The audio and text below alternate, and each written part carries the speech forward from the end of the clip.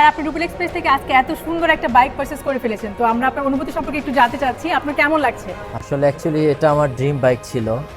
এটা অনেক দিন ধরে আমি রিভিউ দেখতেছিলাম, আমি একটা এফজেড এক্স নিব, তো ফাইনালি আজকে নিয়ে নিলাম।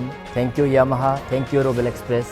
স্যার এই বাইকটাই আপনার এত পছন্দের কারণ কি? এক রিভিউ যখন দেখলাম তখন এটা আমার কাছে মনে হলো যে না, এই বাইকটা আমি নেই, বিকজ এটার ব্রেক কন্ট্রোল, তারপরে ওয়াই কানেক্ট আছে, ট্রাকশন কন্ট্রোল আছে, যার জন্য এটা আমার পছন্দ।